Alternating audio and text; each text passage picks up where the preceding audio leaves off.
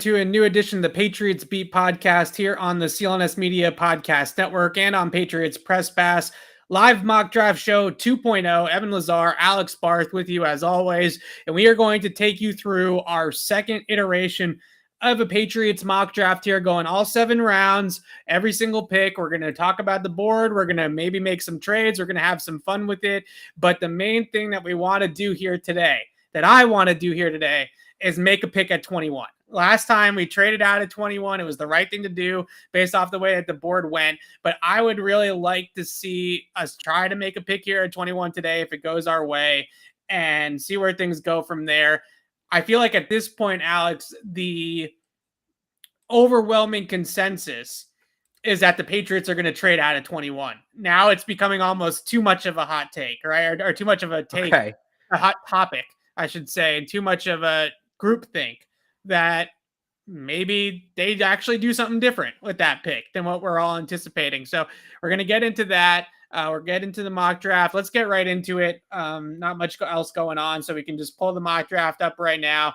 And once again, I want to reiterate that the goal here is to stick at 21. But as we saw last time, it's not always as easy to stick at 21 as we want it to be if everybody's off the board. But go ahead, Alex, whenever you're ready. All right, so I'll just let people say we're going to use the same settings we used last time. We're picking as the Patriots. I'm doing this as much to make sure I got everything set. 7 fast. All right.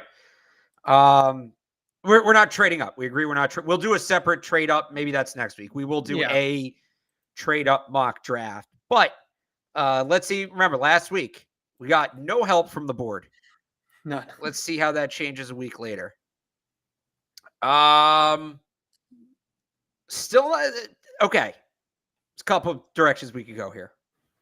Yeah, not as terrible as last time. No. I would say Jordan Davis going 20 hurts. Jordan Davis, Booth, Olave. So not as rough this time leading up, but still not ideal.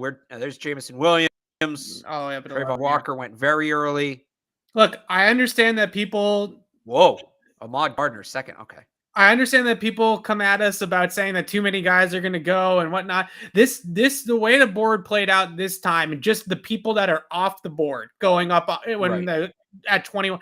This feels like every single time I do my own mock drafts or I run through simulators or we look at other people's big boards around the league, other people in media and their big boards. This is how the board shakes out. The Patriots are sitting here at 21 with Booth and Davis, and the Booth not always off the board, but I would say Davis, Olave, Jameson Williams, the top 3 corners, including McDuffie with Stingley and Sauce. Those guys are gone. They're just gone, right? And you get here at 21, and you're looking at some good options, but right now it feels like we're in another trade down scenario. As much as I hate it, I that's kind of where we're at. I actually wonder as I look at this board, we said we weren't going to trade up, and I don't think this is likely, but if things played out like this, Charles Cross falling to 13. Charles Cross is a consensus top 10 pick. Some people think he might be there's some people think he'd be the first overall pick in the draft. Yeah. If that elite tackle, we talked about this last year with Penny Sewell. Remember this? When we thought there was an outside shot, Penny Sewell might fall out of the top 10, and would Bill move up to get him? Now, granted, that wasn't as much of a move, but Charles Cross, if he falls that far, just Bill get on the phone with Nick Caserio, something like that. 13 is a high way up. I mean, you're giving probably a future first-round pick to get up to 13. That is true. I don't know if they would do that. The one conversation that I wanted to have here is that second name right here on the best available list, Nakobe Dean, which I wrote off as a Patriots target, especially in the first round. The optics of Bill Belichick taking such an undersized linebacker who's basically he's honestly smaller than Kyle Duggar. He's like more Adrian Phillips' size, right? Or Jabril Peppers' size, the guy, who they just signed. That's what we're talking about with Nakobe Dean. But now you look at the way that they've built this defense, especially at the safety position, Nakobe Dean might fit into that category of smaller, faster, more athletic players. There's a really wide range of opinions about Nakobe Dean in the league. Some people in the league think that he's only going to be a sub package player at the next level, that he's not going to be somebody that's going to ever really play on first down. Others obviously look at him as a generational talent and a guy that's just different, that just isn't really checking or fitting any boxes. How do you feel about the Patriots going to Kobe Dean here? Because he's definitely the best tape available, right? He's got the best tape of any of the prospects that are available right now on the board. So there's two other players I would go. First, I'm just going to look. People ask what wide receivers are on the board. Treylon Burks fell a little bit. Yeah. Besides that, I think it's pretty much chalk. I wouldn't be surprised if Burks is here. The two guys I would look at. So Elam, I think it's possibility 21. So this is the flip side of what you just said, right? We traditionally, I like to look at the draft. I like to, in terms of the Patriots, what have they done historically? Use historical context, apply it to the current board. And generally, you can get a pretty good feel for what the Patriots are going to be able to do when you do that. You may not be able to go player for player, but, you know, in the past, we would say, all right, big physical SEC outside corner. They have a need at corner. Elam's the guy. If they are going to go to this zone hybrid defense, then Elam doesn't make a ton of sense. Then maybe it's a guy like Daxton Hill. So if they are, if they want to have this, you know, multiple defensive sets, but still their true outside corners, they need an outside corner. That would be Elam. If not, Daxton Hill would be the guy. But who I think they would pick here is, and I know Raymond's still on the board. I actually think Penning is a better player.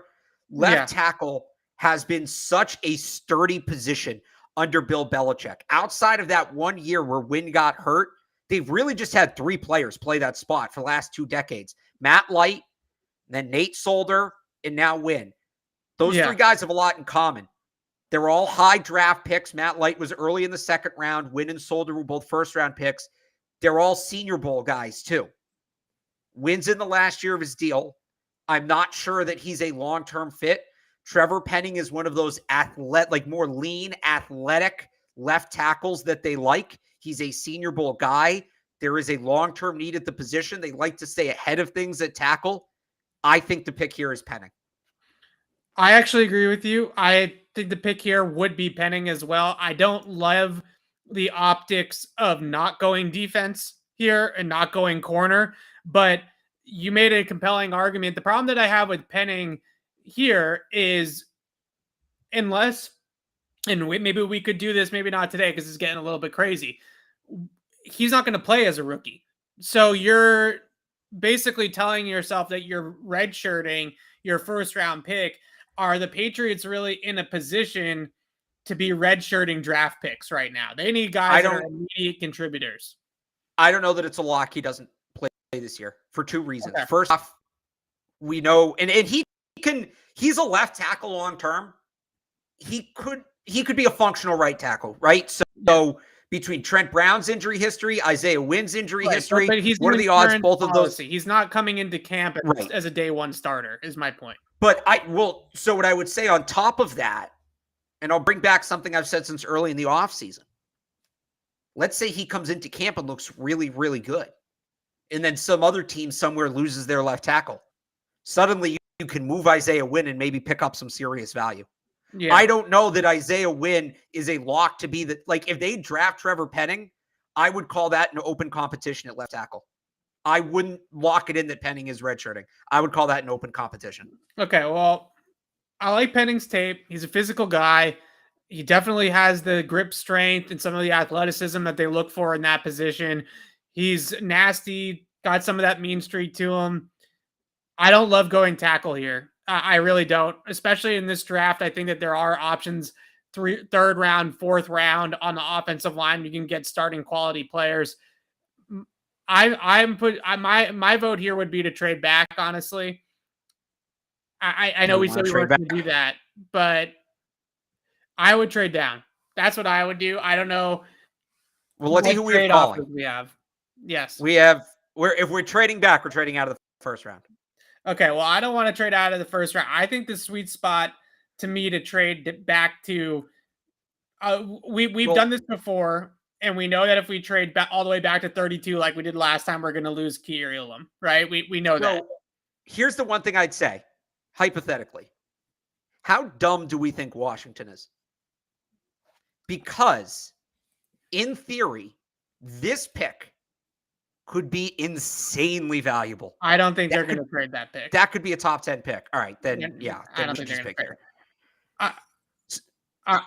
I think. Look, I guess we didn't talk about Linderbaum. If I get your concerns with Penning redshirting, Linderbaum might come right in and start. He's a center. If Bills talk, you don't think he can play guard? He's 295. He's a center. All right, fair enough. He's really undersized to play guard. He's a center. We could look at the edge group. Like I'm really high on Bowie Maffa from Minnesota. I think he's a good player. I think this is a little bit too early for him. I would say if we're going to go edge, they may see tremendous value in David Ojabo, potential top 15 He's going to be out the whole down here because of an injury. Yeah. Right, but so it's another redshirt thing again. But I could see them doing it. I'm saying I could see them doing it. Let's look at some of the teams in the 20s. Like I feel like we can manufacture a trade down here. We got to be able to. Like so we looked at this last time. I think is a nice spot, right? Like what if they have interior line needs? Like they could be coming up for Linderbaum. They don't have a second round pick though. Okay. But so unless we're adding future picks, this doesn't feel worth it. Why can't we do something like 26-90 and and try to stack some of their day 3 picks together, right? Or if you want to, because I want top 100 picks. I want top 100. But if you get some of those day 3 picks, then you can move those picks back up into the top 100, right? You can take 127, pair it with 131, and move back up like the Patriots. I would honestly rather do this at that point. All right, I guess we could compromise if you want to compromise and trade it for a future pick. Well, the way I look at it is like you're adding those picks to trade back in, right? So you can take 131 and maybe like 169 from them or something like that. But this is too much. They're giving up their whole draft to move up 5 spots. Yeah, that's too much. That's not realistic. You know what? Treylon Burks did fall. Do you think I think we traded with the Bucs last time, didn't we? No, I think we traded at 32 with the Lions. Something like that, like this. Yeah, I mean, look, the Patriots made us. I honestly think that if they're only moving up 5 or 6 spots, then I think only one pick is what they're gonna be willing to give up. Right? I think they're gonna give up 27 and 60. The Patriots moved back in the Kyle Duggar year from 23, and they got the Duggar pick, and then they got another day 2 pick, and that was it. And that was moving back 15 spots or something. So this is actually. Without 248, this is a 30-point overpay by Tampa. We would have to throw in something significant. We would have to throw in another top 100 pick. This is where we get stuck, right? Because this is just this board gets really, every time we run this PFF simulator, all the guys worthy of taking at 21 are gone. It's like, which is probably what's going to happen. Yeah, so now we're into this trade down. Let's look at one more team here. This would be 337. So the Patriots are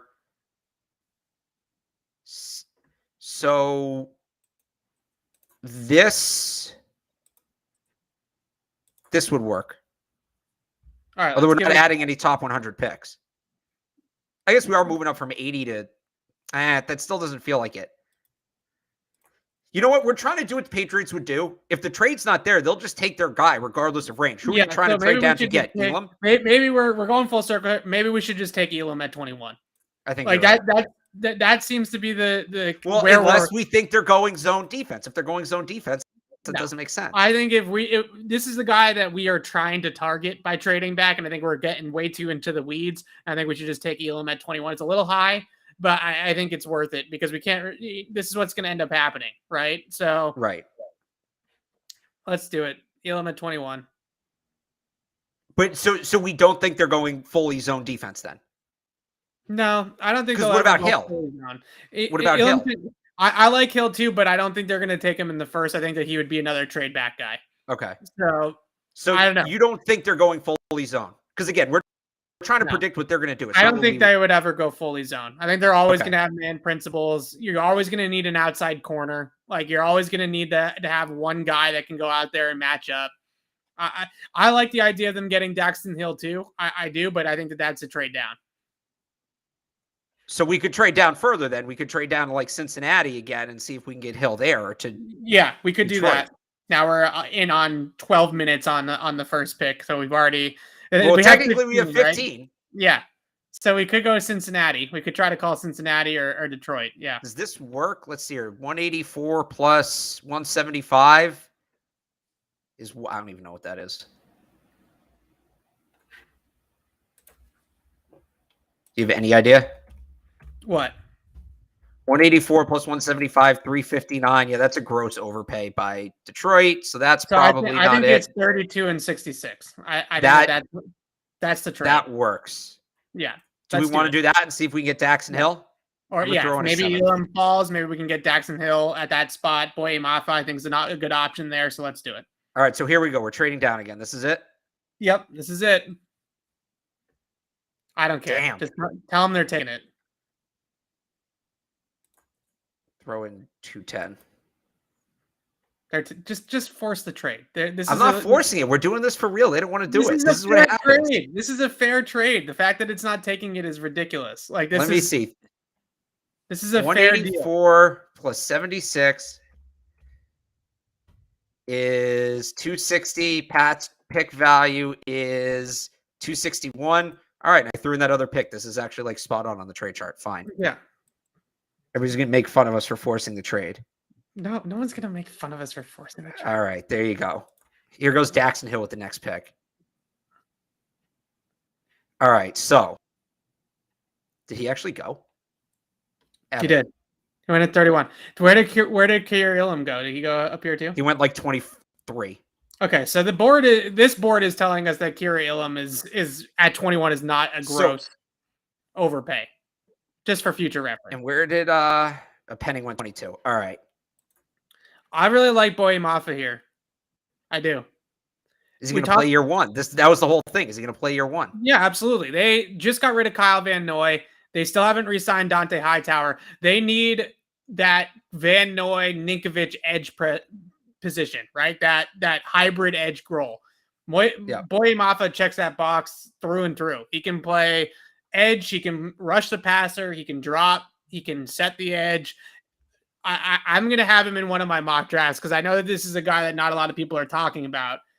And I just feel like he's somebody that checks a lot of the things that they want in that specific hybrid outside linebacker role that they really don't have anybody on the roster who's a great fit for. We can talk ourselves into Ronnie Perkins being in that spot, but I don't really love him playing there.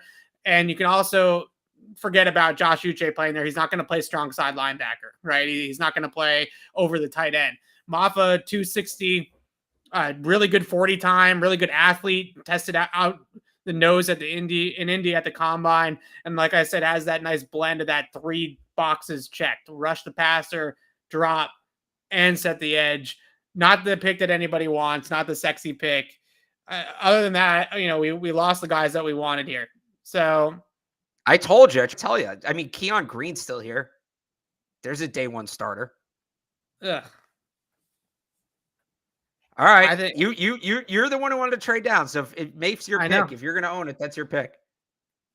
Everybody in the chat wants us to restart. It's not our fault that the board literally does this all the time. Like this is. I don't know. We need to trade down there. We said we weren't going to trade down. We probably should have just taken Elam. But all right, Mafe is the pick. All right. All right, now we have 2 more picks here. I was kind of hoping Green would fall. All right, so here's what we got for wide receivers. Christian Watson is still on the board.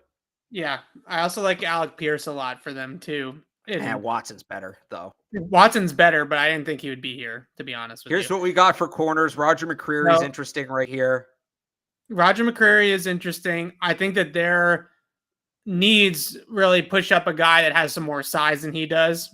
They got a lot of guys like Roger Mccreary already in terms of measurables, already on the roster, right? I mean, he's basically like Jonathan Jones. So, tackles are some guys I think we can wait a little bit. And what am I missing? I like going Christian Watson here too.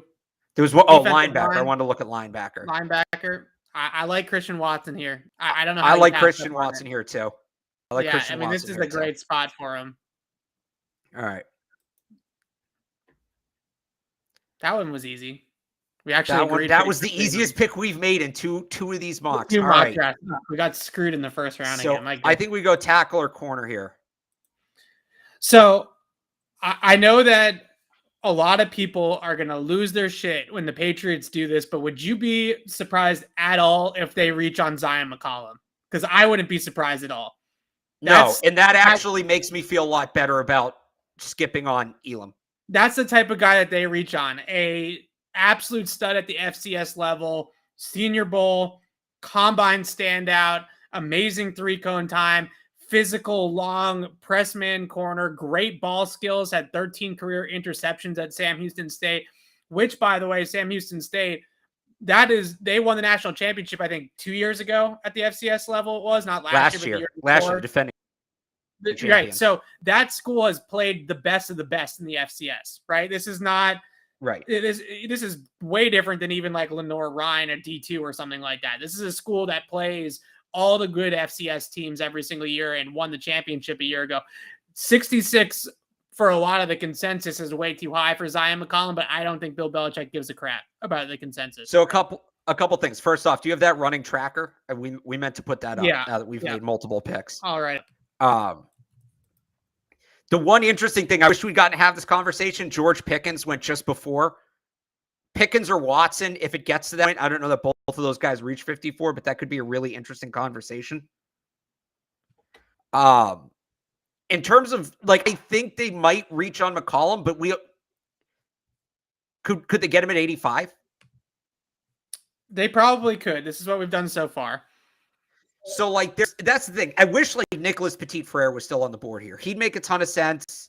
I don't hate – you're going to need to add a extra third-round pick, by the way. I don't hate Max Mitchell. Max Mitchell's an interesting player.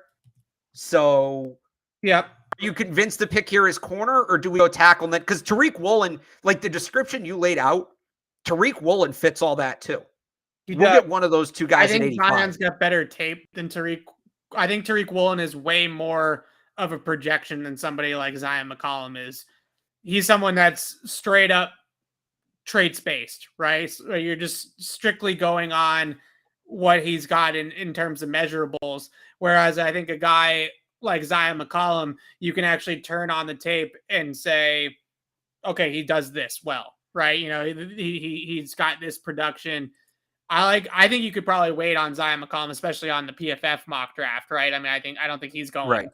I also really like Sean Ryan from UCLA. This is basically turning into my mock draft that I'm writing up on Monday, though. So I don't know if we want to do that, but this is I could go tackle or corner here. I know is your boy Falele still on the board? I think he went. Yeah, he went. So, all right. So I think we could do something like this. I'm not too if we like Zion McCollum, we did this in the first round, right? Like if we like Zion McCollum, we might as well just take. That's true. Yeah, we traded down with the. All right, McCollum's the pick. I think McCollum's the pick. It's early, but I think this is exactly what the Patriots would do. They would take a guy like McCollum early. I just want everybody to know, if you hate this draft, Evan has made the definitive pick on all three picks. If you like the draft, I'm not trying to get people to like my draft. This is Evan's show. I'm just a guest. Might happen. All right.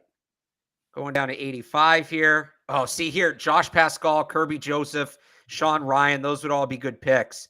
Is Max Mitchell still there by any chance? He is. So I really like Mitchell. He's a 4-year starter. Swing tackle, can really truly play either side. The big knock on him is his footwork sucks, but the way they coach up offensive linemen. I would also say play strength. Like he doesn't pack a lot of heat. Well, I think a lot of that just comes from he doesn't have a sturdy base. Yeah. Like, yeah, he needs to get bigger, but that's fair. I say, how many times I say this during the draft last year? You get him in an NFL weight room and that concern's not an issue, right? Yeah.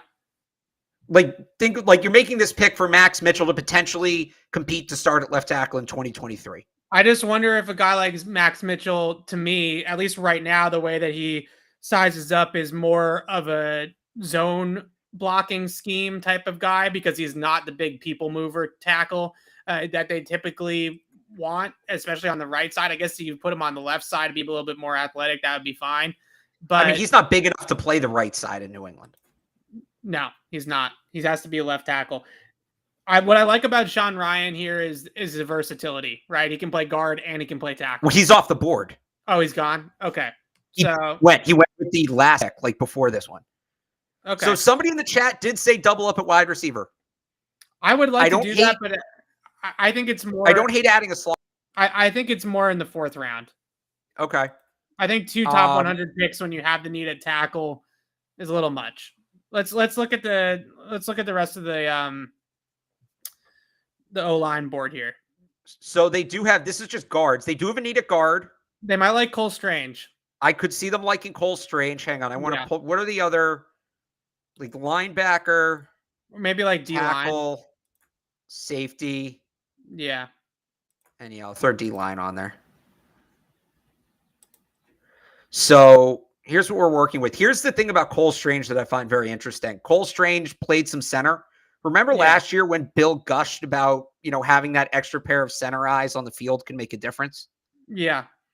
I wonder if he'd make a point of adding a collegiate center to fill that guard role.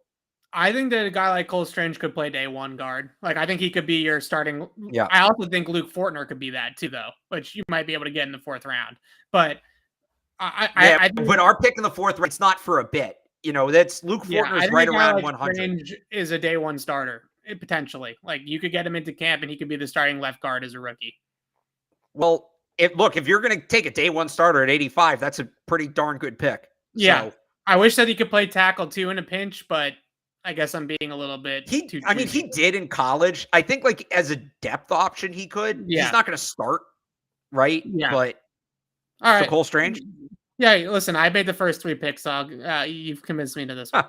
Can you pull up just refresh? I'm going to pause it real quick. The board so far, who we've taken. Yeah, I'm trying. There it goes. Unless this thing freezes. Nope. Yeah. There's a lot of open screens here, so. Yeah.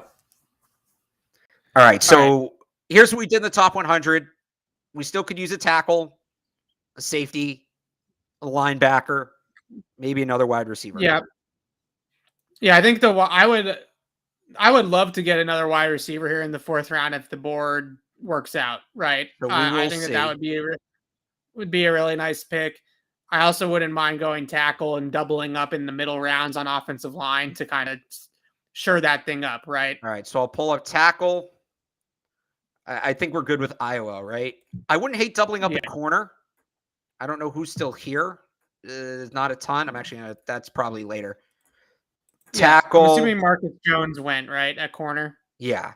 Tackle. We'll take a look at the safeties. And I do want to see the wide receivers.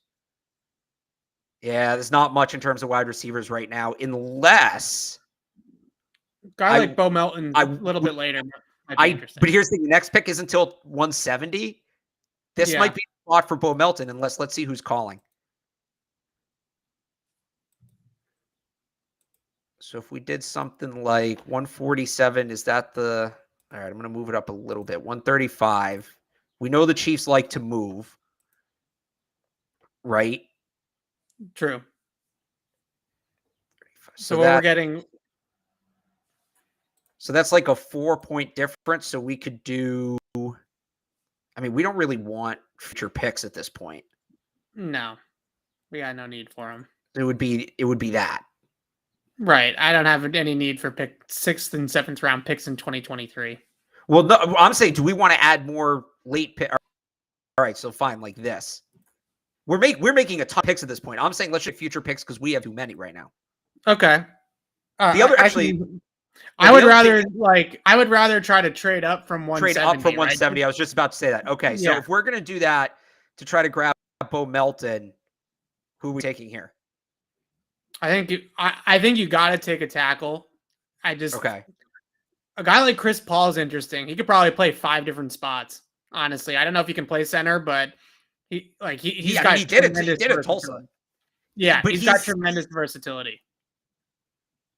What about Zach Tom? Like he's somebody who's been linked to the Patriots. probably fell a bit here. Yeah, I think similar. I think you could probably play him at guard or tackle. That's the type of guy I'm looking for. Like we drafted Strange to be the starting left guard, right? Right. Point blank. A guy that can play the swing tackle role now, maybe be a starter down the line. Zach Tom's got that type of potential. Just scroll down a little bit more on the tackles. Yeah, then we're getting into like the Cade Mays. Here's the thing. I like Cade Mays for that versatile role, just because you can get him so much later. I think a guy like Zach Tom or Chris Paul could start, which I think is what the emphasis should be here, right? They need to throw somebody at this that could potentially start in 2023 at one of the tackle spots. Well, so I don't think Chris Paul's a left tackle in New England. Zach Tom, I feel like, has more of a shot of being the left tackle, and I think that you got to prioritize that, right? Yeah, they also Justin Huron was a Wake Forest guy, wasn't he? So I think they like the Wake Forest O line at least a little bit to take one guy already from that. And that was a good team this year, actually. Yeah, I like Zach Tom. Let's do it. Okay, so to do this, I'm going to let it go like 10 picks and pause it. Who was calling us before? The Ravens have 2 picks right here. Let's trade with the Ravens. I think it was. So to get from 139 to 170, so we need we need to give them 10 points worth of picks. That could just be. I mean, it's basically that. Sure. Okay. I also don't need. I mean, like 217 has no value, right? I mean, I don't need 217. But it has no value where like it doesn't make a difference in the trade. Yeah. Even if we packed all of these, it would still be a significant underpay. All right. We actually may be able to get away with. We may be able to get away with this. All right, let's do it. Nope. How did they get that pick? When did the page? Oh, that's Shaun Wade, isn't it? Yes, it is.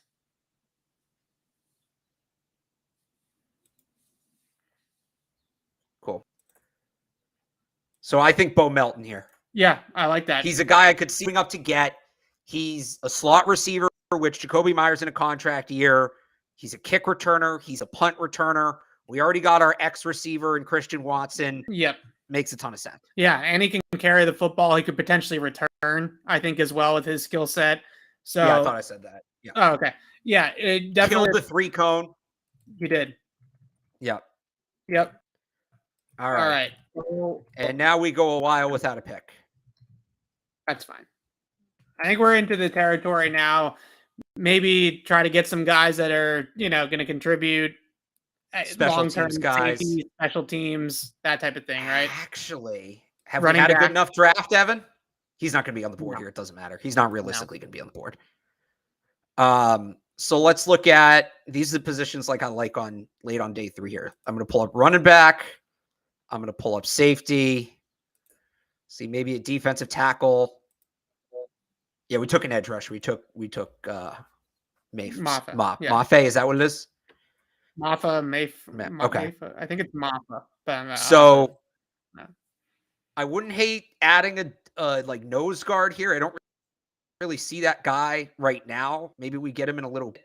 None of the nose guards are here. What happened?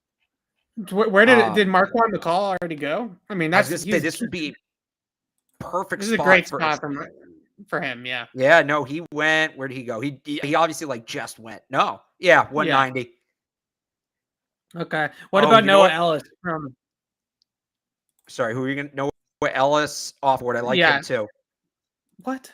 I've got a really interesting pick if he's here. He's not. Hassan Haskins would be a very interesting pick right now. What was there for linebackers? I mean, it's probably a little early for Nate Landman. He's going to come right in, contribute on special teams. We have all 3 of these picks, right? So we don't need all 3 of these picks, to be honest with you. We got them, so whatever. But I don't know. To me right now, you're looking for potentially a third down running back, potentially a safety that can play the deep middle, and maybe another corner, like we doubled a wide receiver. Right. Okay, let's see who's here for corners. I don't hate that. Nobody here really does it for me. It looked like Barnes was still there, right? From Baylor. He's just fast. This would be a really interesting pick. I like Caleb Ellaby. He's kind of Mac Jones. If you're going to move on from Stidham and you want a potential long-term backup, we could probably move back for that. Who are you saying was still there at corner? Kalon Barnes? Yeah, he's just fast. His tape is nothing to be too excited about, but the guy ran like a 4.24 or something like that. Right? I mean, he's just absolute burner. JT Woods here? I mean, it's probably a little late. I don't think realistically late. I'll take him. I thought he would be gone. I didn't even realize I thought he would be gone too, but listen, we've taken some liberties with some of our other picks to make them more realistic, right? So I think we can take one guy that's a little bit later than where he's probably going to go. All right. JT Woods. How many guys have we picked? Can you pull up the... Again. What we got? 7. All right. So we're going to end up making...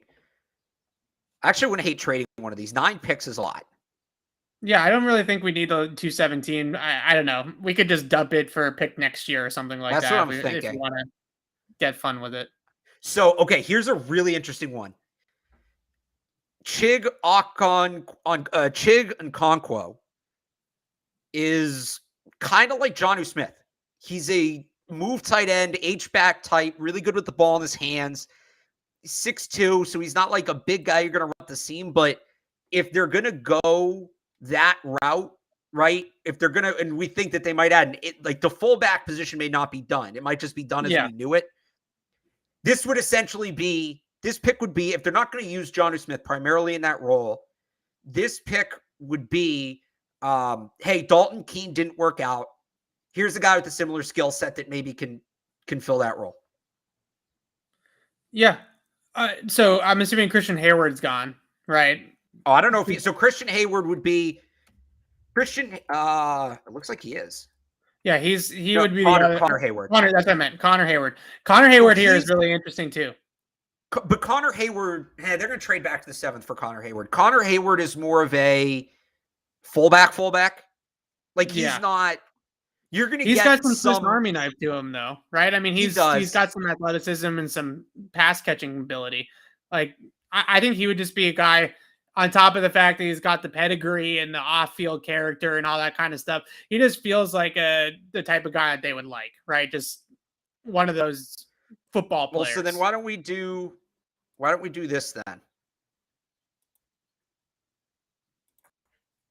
Why don't we do that? Just move back to the 7th round and get him and pick up a future pick. We're probably going to lose him in knowing our luck, but yeah. We need a team that actually has a future 7th. The Falcons. Maybe the Falcons want to move up. We do love trades. They don't have a 7th. We love trades. Guess the Chargers have a bunch of 7ths. Bill Belichick. A lot of trades.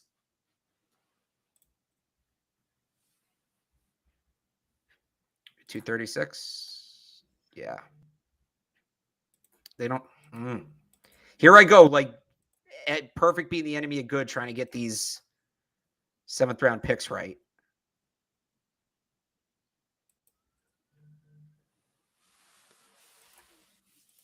One day we will make everybody in the chat happy with our draft. I know it. One day. Right.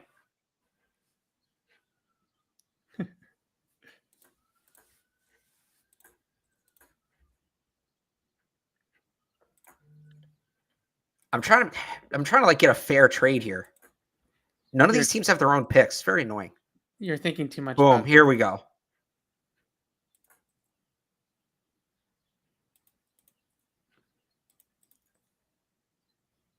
All right. You know what? Just force it and let's move on. All right. I'm just going to do it with the Lions.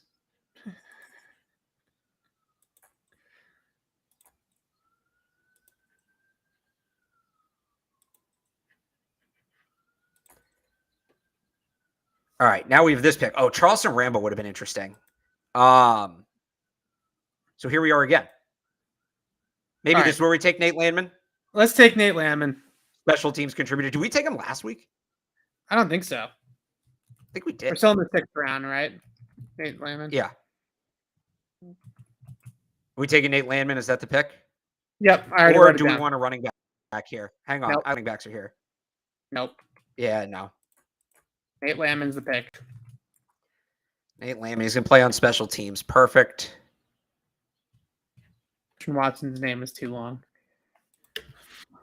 And then I just want to, like, he's realistically going to be here. Okay. Yeah, no.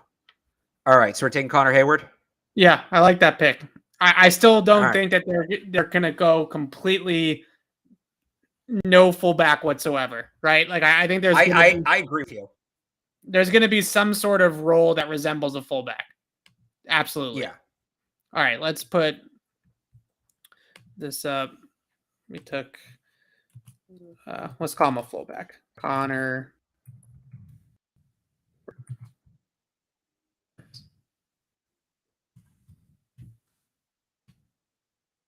There we go. All right, there's the draft. I know everybody. Got another B minus. Hey, look, I'll take a B minus. I think a lot of people are sleeping on Boye Mafa. I don't think you watched him, quite frankly. If you think that guy is not going to go in the top 40 of this draft, really intriguing player. Tested through the wood, through the nose. 9 point. It's good if you want to pull it up. 9.92 RAS out of 10. All right, 4.53 at 261. Guy's a great athlete. What they were asking him to do at Minnesota is actually a little bit unconventional. They had him essentially square to the line of scrimmage, right? So instead of having it 1 foot in front of the other and kind of in that staggered sprinter stance to come off the edge, they had him square to the line. And that really gave him a lot of trouble cornering, right? Because he's starting basically at a disadvantage. So once they get him in standing correctly, and this is probably just what they asked of him at the coaching staff asked of him, right? Is to line up like that. Right. And once they get him to line up correctly, you look at the way he moves, the way he does corner the edge when he's given those opportunities.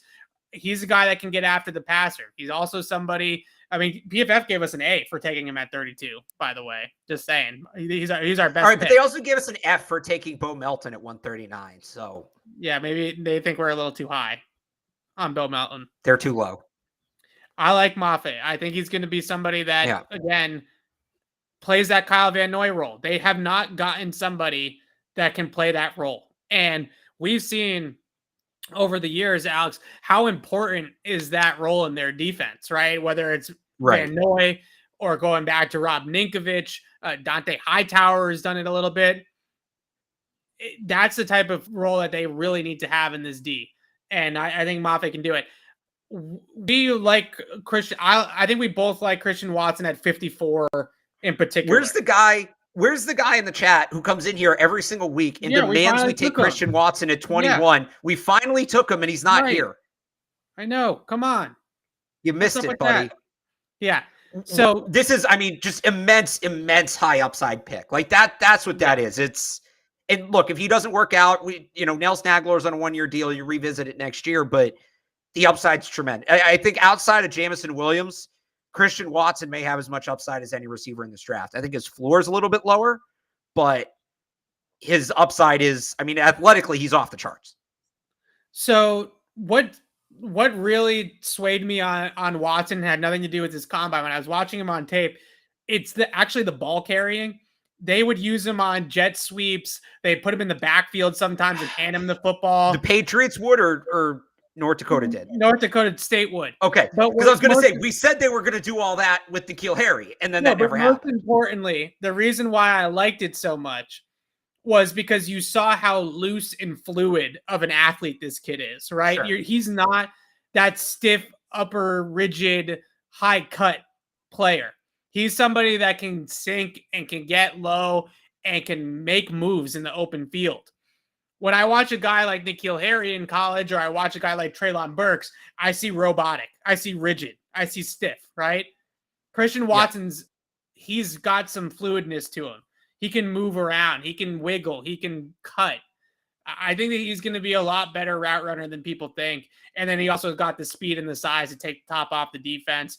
That's what they're looking for. They're looking for outside receiver play that can stretch the field, that can create explosive plays and upgrade that X spot. Not just because Nelson Aguilar and N'Keal Harry aren't cutting it, but also because those two guys are free agents at the end of the year.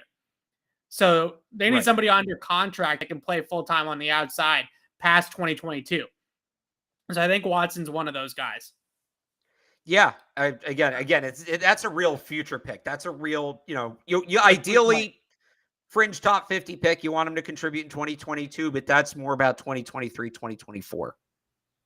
Yeah. So we also had an opportunity there to maybe get Alec Pierce from Cincinnati, who's kind of to me is like the plan B Christian Watson, right? Like Christian Watson's already off the board. I think Alec Pierce would be a really nice pick there as well.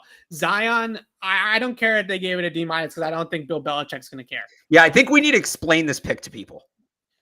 This is Kyle Duggar again, right? Like this is exactly Kyle Duggar again. Not the player, not like the skill set, but the situation. The situation, exactly. A lower level football, dominated at that lower level, went to the Senior Bowl, held his water there, right? I wouldn't say he was necessarily great at the Senior Bowl, but he wasn't terrible either.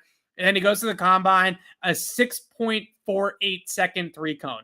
The fastest three cone time at the combine this year belongs to Zion McCollum. When you watch him on tape, a really, really good press man corner that can find the football. It has really good on-ball production.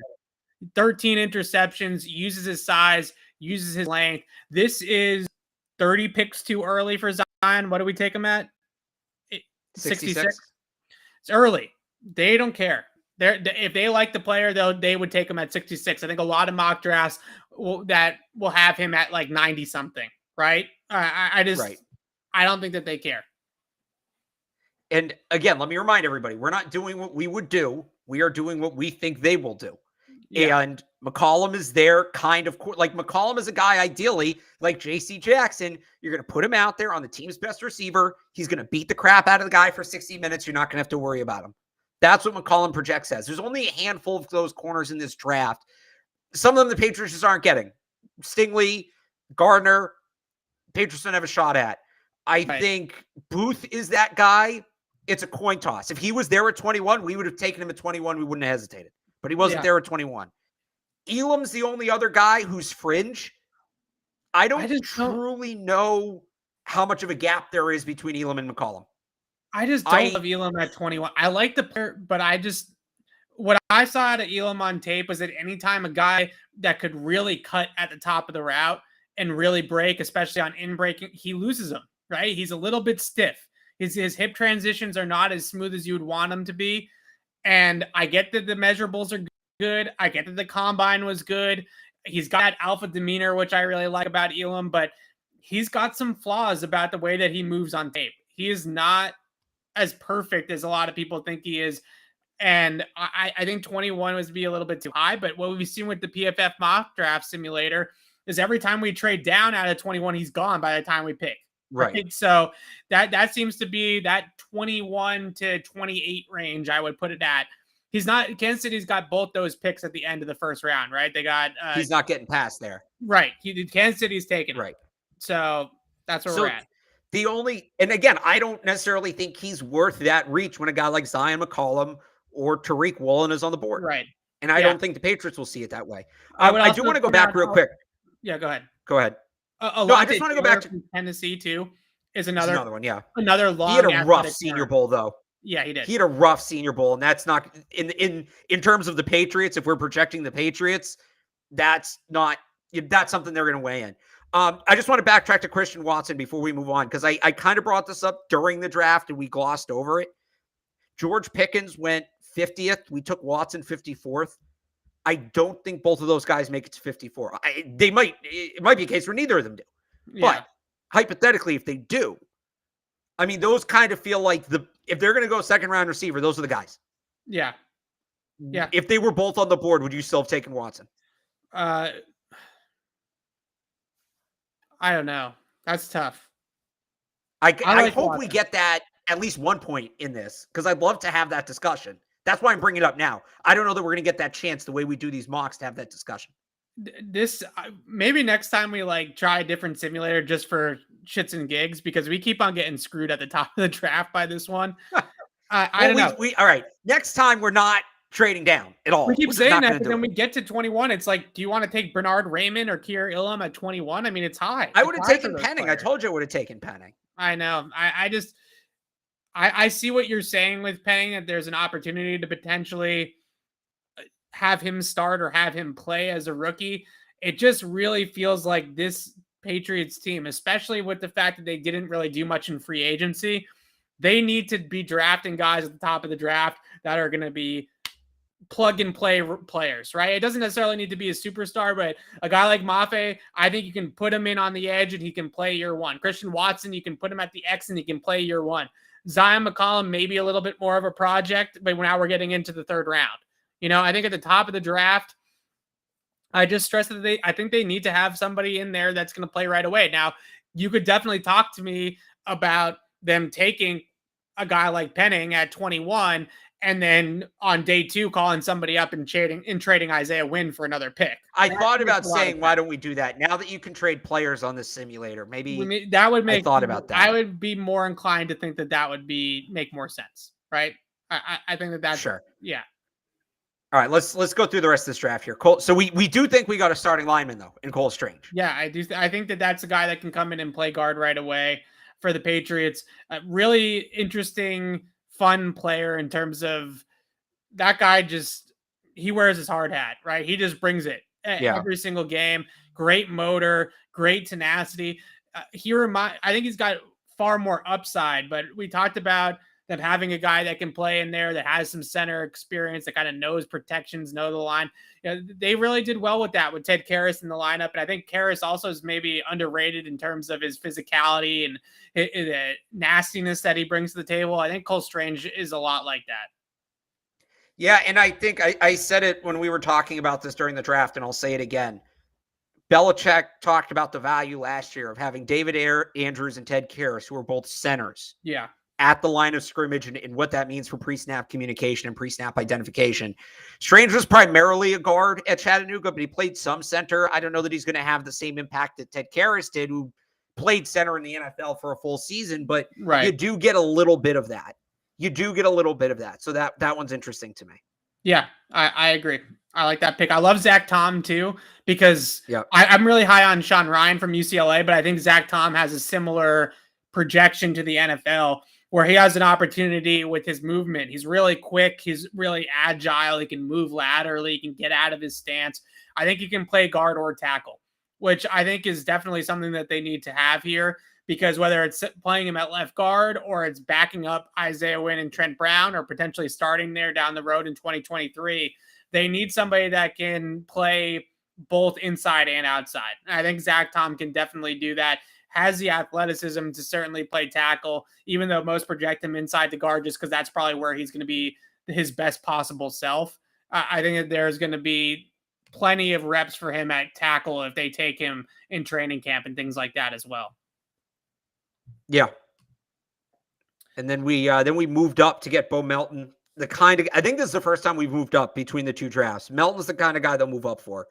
He can play the slot, but he can play it vertically. Yes. I think getting a more vertical slot guy with the way Mac Jones played at Alabama would be a big help. He's one of the fastest players in the draft. He gives them some much needed speed on offense as well as lateral quickness. Great with the ball in his hands. He can return kicks. Was a star at the Senior Bowl, was a star at the Combine. This is probably my favorite pick in this entire draft. I know, even though we moved up to get him, is Beau Melton. Of course, they gave us an F for it, right? The worst grade is the pick that we like the most. What I really like the most about Beau Melton, other than the ball carrying, because he can return, you can hand it to him, he can jet sweep, he can do all those types of things, screens, whatever. What I really liked about him was his transitions down the field on his vertical routes. This is a guy that really gave corners problems and safeties problems too, guys that playing off the line of scrimmage, just setting them up in his stem, and then just post corners, double moves, things like that, breaking those off. And guys just can't stick with him. He's just too quick, too sudden, too fast in those transitions at the top of the route.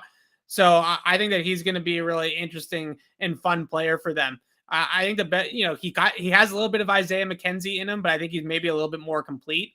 I think he can run more routes than Isaiah McKenzie can, but that's the type of player that I think a lot of people are going to compare him to if he does get drafted here.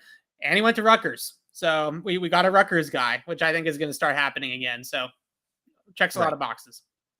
Yeah, Greg Schiano back there. Yes. I like the JT Woods pick too. He's going to come in right away, contribute on special teams, adds a lot of speed on defense, is somebody who could potentially play that deep safety role when Devin McCourty moves on. Highly instinctual player. Like, he just kind of is good at figuring out where he needs to be in the moment. Another guy we said that about coming out was Kyle Duggar.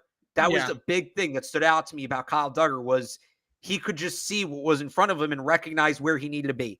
And then Woods is a very good athlete. He's good at getting there.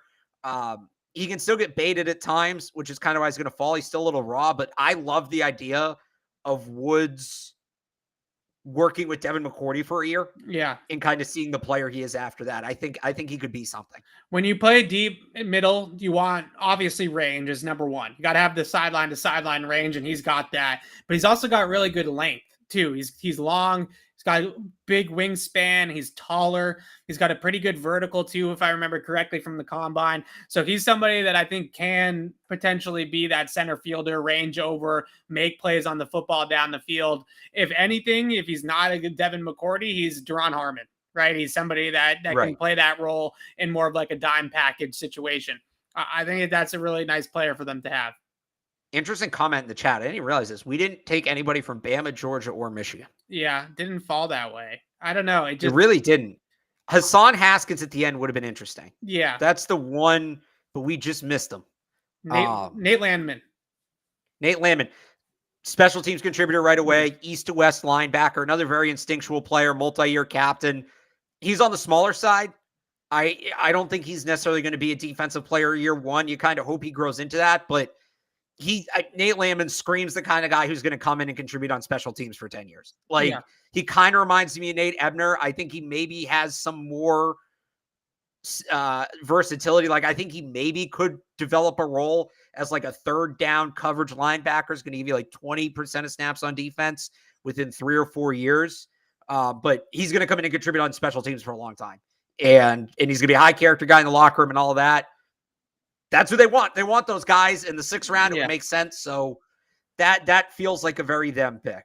The way that I see it at linebacker, and Mafa's an edge, right? He's an outside linebacker on the line of scrimmage player. With off-ball linebacker, all of us are clamoring for McGrone and McMillan and all these guys that they already have in the building to get a chance to play. So to throw another developmental 3rd round linebacker pick like a Troy Anderson or a Channing Tindall I saw in the chat, or one of those guys, I mean, isn't that just, are we just redoing it, right? And I understand that more bodies, more potential darts at the board is not necessarily a bad thing, but eventually they actually have to play some of these guys and, actually do something with them, right? So taking all these guys and continue to take all these guys, I just don't see it. If they go in the 1st round and Devin Lloyd is on the board, or they're sold on to Kobe Dean, or they feel really, really good about somebody like that, that's going to be, they're going to draft him. He's going to be Dante Hightower, right? He's going to be an absolute game changer for them. Changes the deck. That's totally different. But taking another one of these guys that maybe is just going to kind of be in that mix with McGrone and everybody else, I mean, I just don't really see the point. That's where I'm at with it. I think we've talked about this in terms of the to-do list, in terms of the needs. They certainly added some needs this offseason. Guard became a need. I think corner is more of a need now than it was coming into things.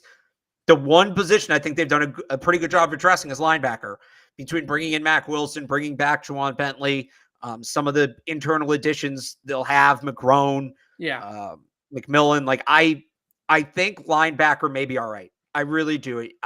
If they don't go linebacker coming into this, right? I didn't think they were bringing Bentley back. Obviously, Mac Wilson wasn't on the radar. Like, take those two out. All right, I forgot about linebacker has to be a top. Right. You take those two out. Linebacker has to be a top 100 pick. Now, I put it more in that luxury need category. Yeah, it's really a luxury need that, again, I feel like if they feel that somebody like Devin Lloyd falls to them at 21 and he is going to rewrite the entire defense, like he's going to be the pillar of the middle of the defense for the next 10 years, then you obviously still take that guy because they don't have that guy currently on the roster. Right. But if you feel like it's just another potential contributor. And I also look at it and say, you're going to play 2 inside linebackers. One of those inside linebackers is only going to play like 35% of the snaps because he's coming off the field in passing situations for a defensive back. So you have these guys like Phillips and Duggar and Jabril Peppers. Those guys are going to be the ones playing on third down. So to take another first down linebacker when they already have a million first down linebackers, like I just don't really see the point. Connor Hayward here. I like this pick. They like, especially at the end of the draft, like the story goes, the famous story with Julian Edelman, that they took him and they said, oh, we'll just figure you out, right? We'll just put you somewhere. Right. We'll figure it out. That's what I feel like with Connor Hayward too. Like he's technically a fullback, tight end, whatever you want to call him, but he's just a really good football player that comes from a blue blood family of football players and has a really good high football character. And I just think that they're going to like the guy that he is, and whatever role he ends up developing into, they'll figure out a way to get him on the field and how to use him. Yeah. And again, if they want to go with that more move fullback, Hayward's going to allow them to do that. Well, at the same time, he can contribute as a blocker. If they want to have him be a lead blocker on the goal line, he'll be able to do that. Yeah. Yeah. It really a good player for their type of scheme. I still don't, I know Jakob Johnson told the German paper that and all that kind of stuff. I'm still not sold that they're not going to have something that resembles a fullback, right? Like they're going to have, whether it's different, that's a different story. He said they won't have, he never said that they told him they won't have a fullback. He said the exact quote is translated. I can't read the actual German, but the way it was translated was Jakob Johnson said they won't have my position. That doesn't necessarily mean fullback altogether. That could just mean blocking fullback. And in that case, Connor Hayward is the kind of guy you look at. So I think as we wrap this up here, my question would be, and we've talked about this big picture for the offseason, they need 3 to 4 immediate playmakers out of this draft. 3 to 4 year one immediate playmakers. Did we get 3 to 4 potential rookie playmakers? I think we might have. I think we definitely got 2. I think Mafe and Watson will contribute. I'm higher. I don't know Watson. I don't know. I could see them burying him behind Aguilar. I think the 2 we got.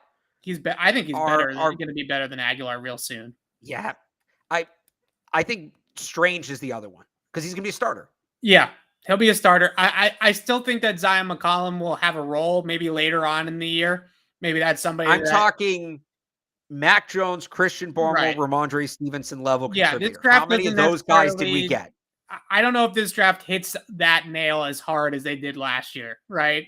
I think that this one's a little bit more developmental than what they had last year. That's not what they need. No, it's not. But I think what we go back to, and I keep on saying it. I don't care. I'll keep on saying it. Whenever you run these simulations, do it yourself. Like, don't even use PFF or Draft Network or whatever. Just run through the draft yourself and try to see what you think teams would take and what you think teams would do. You're going to find that more times than not, the guys that everybody's swooning over for the Patriots and dreaming about for the Patriots at 21 just don't make it to 21. Like Jamison Williams, Jordan Davis, the top 3 corners, Devin Lloyd, Trayvon Walker, like these guys just don't make it to the 21st pick. And when they sit there, like we sat there the last 2 mock drafts that we've done here on Pat Speed, we've been in the same spot both times. That all of those I would call those guys like tier 1 prospects, right? Usually you have a board that there's like 17 to 18 first round guys, right? Those guys are all gone by the time we get to 21. The only guy that I think that maybe gets taken a little bit earlier in these mocks that I don't know will necessarily be drafted that early on draft day is Andrew Booth Jr. I think he might have a chance to get there to 21.